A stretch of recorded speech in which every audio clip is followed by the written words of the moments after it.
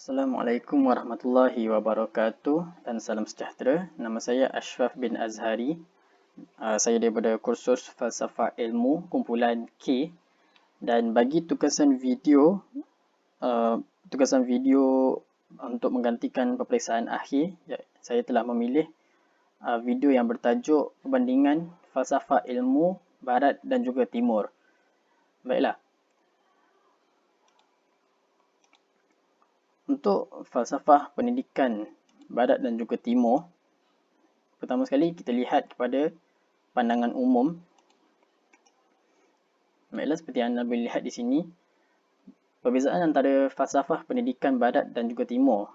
Falsafah pendidikan Barat iaitu mencintai dan juga hikmah, di mana falsafah merupakan ilmu fizikal, tujuan kehidupan manusia dan hubungannya dengan alam. Ini dipetik daripada Aristotle, iaitu salah seorang ahli falsafah yang terkenal dalam falsafah Barat.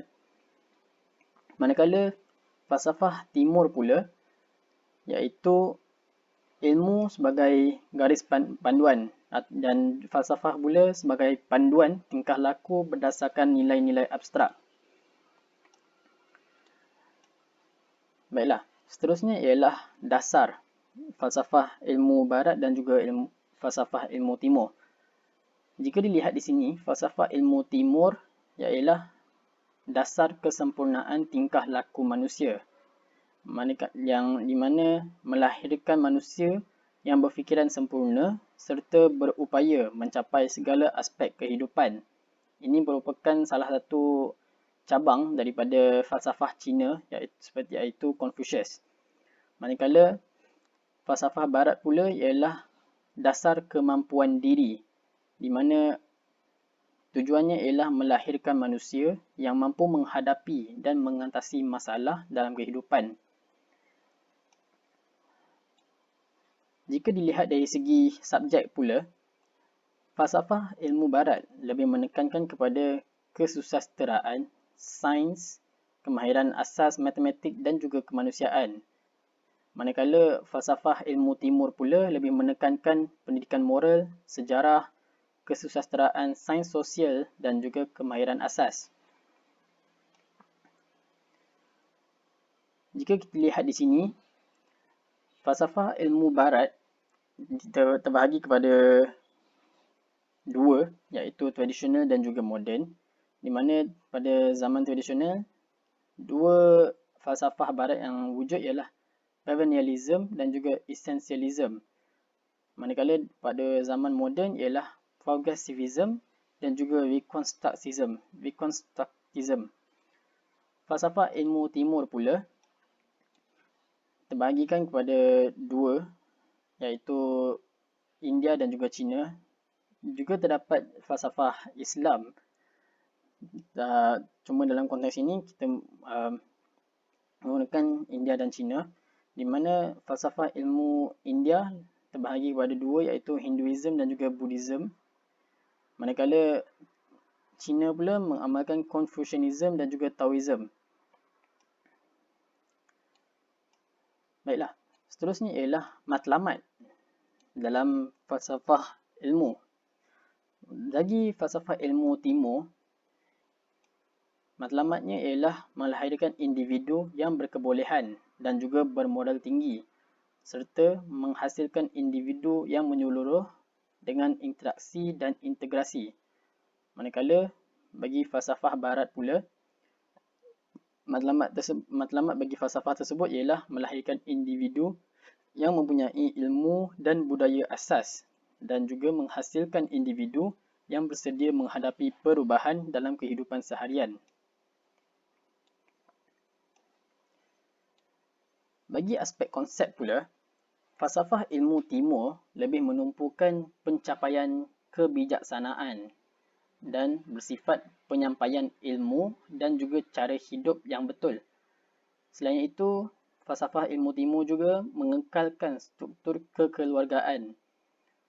Manakala falsafah ilmu Barat lebih menumpukan perkara asas sahaja, bersifat praktikal dan juga pragmatik, serta mewujudkan ciri bersifat sejagat. Jadi, apa kaitan falsafah ilmu dengan guru? Iaitu sebagai seorang guru ialah tugasnya menyampaikan ilmu. Jadi, jika kita lihat pada perbezaan peranan guru mengikut falsafah ilmu timur ialah memaksimumkan potensi murid. Manakala peranan guru dalam falsafah barat ialah membimbing dan mengurus murid. Jadi, jika kita lihat daripada apa yang telah diterangkan dalam falsafah ilmu timur dan juga barat, perbezaannya ialah falsafah ilmu timur lebih menekankan sifat dalaman manusia seperti kekeluargaan, potensi murid serta melahirkan manusia yang sempurna dari segi akhlaknya. Manakala falsafah ilmu barat pula lebih menekankan kepada mempersediakan manusia untuk menghadapi masalah, untuk menghadapi perubahan yang bakal datang. Jika kita lihat pula pada subjek falsafah barat dan juga timur, falsafah barat lebih menekankan kepada sains dan juga matematik. Manakala falsafah timur lebih menekankan kepada kemanusiaan seperti sains sosial, moral dan juga sejarah.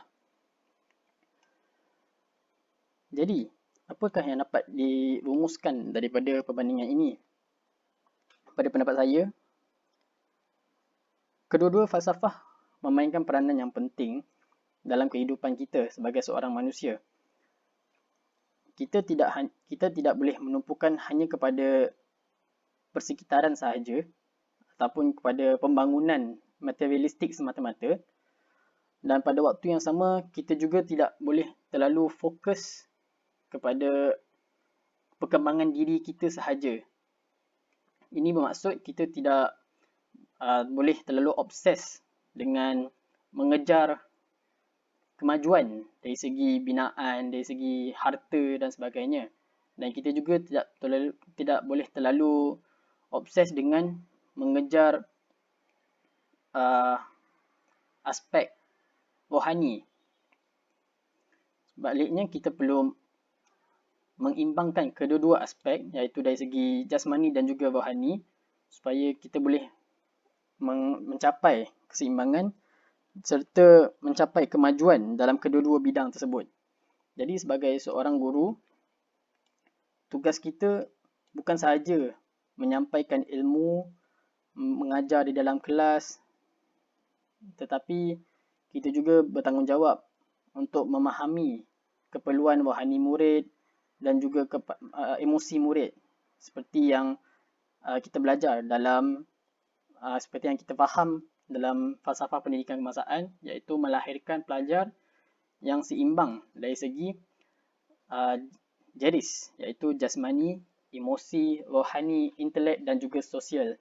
Jadi seperti yang kita lihat daripada falsafah pendidikan kebangsaan, kelima-lima aspek ini perlu ditekankan bagi melahirkan individu yang seimbang, bukan sahaja terhadap dirinya sendiri dari segi agamanya, malah terhadap persekitarannya, terhadap manusia yang lain serta di alam di sekelilingnya. Oleh itu, kedua-dua falsafah ini memainkan peranan yang penting dalam melahirkan manusia yang seimbang dari segi pemikirannya, cara tingkah lakunya serta hubungannya dengan manusia dan juga alam. Sekian saja daripada saya. Assalamualaikum warahmatullahi wabarakatuh dan terima kasih.